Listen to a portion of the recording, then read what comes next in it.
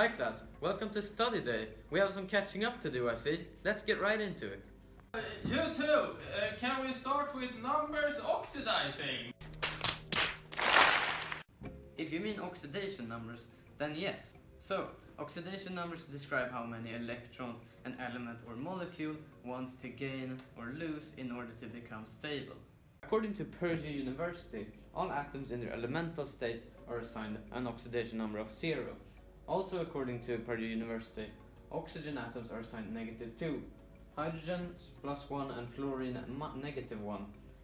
The oxidation numbers on simple ions are equal to the charge on the ion, for example here, where Na plus it equals +1. Also for polyatomic atoms, we have an example here. So, if we refer to my old data here, we can see that oxygen atoms have an oxidation number of -2. And in sulfate we have 4 of them, so we need to times the oxygens by 4. And then we receive -8. So therefore, to receive the overall charge of this polyatomic atom, we need to do -8 plus something equals -2. And therefore, the sulfur has to be 6. However, what else is it there to learn about redox reactions? A redox reaction stands for reduction-oxidation reaction. This means that one particle will lose electrons, becoming oxidized, while the other will gain electrons, becoming reduced. You can remember this by oil rig. Oxidation is the loss of electrons while reduction is gain. However, it may sometimes be difficult to know when something is reduced or oxidized. This is where electron half equations come in. Half equation, half reduction? Well, alright. Half equations, or electron half equations, are a very useful way in order to understand how electrons transition from one molecule to another. The main principle of redox equations is that you can split them into two parts, where one molecule loses X amount of electrons, while the other gains X amount of electrons. For example, we can split this equation into the iron, which is reduced since iron requires 3 electrons to form normal iron. Confusingly enough, iron is therefore the oxidizing agent. Aluminium is, on the other hand, oxidized as it loses 3 electrons from 0 charge to +3. This means that aluminium is a reducing agent. During yesterday's lesson you talked about electrolysis and electroplating. So how does that tie into this? I can show you a video explaining the entire thing so I don't have to talk with you. Today I will explain how redox reactions tie into electrolysis and electroplating. In an electrolytic cell, which through the use of a power source drives non-spontaneous redox reactions, which means they do not occur in nature by themselves. And to make an electrolytic cell, which this is, you first need a container, which you will fill with an aqueous solution or an electrolyte.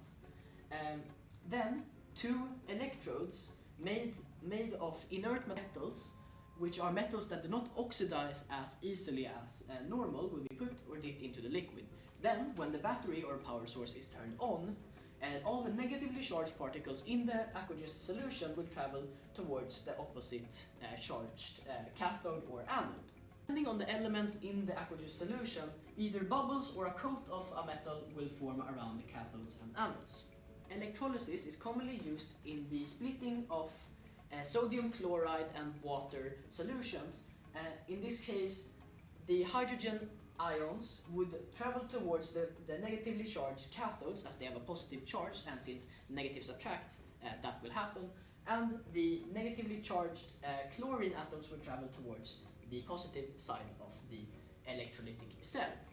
Then these gases can be used in multiple different ways. For example, the hydrogen is commonly used as rocket fuel, while the chlorine is used as a disinfectant in swimming pools. The leftover sodium hydroxide solution can be used in the production of bleach. Then we have electroplating, which instead of using noble or inert metals, uses normal metals. And to clarify, electroplating is when one metal is plated with another to make it more durable or better looking, according to Fuse School.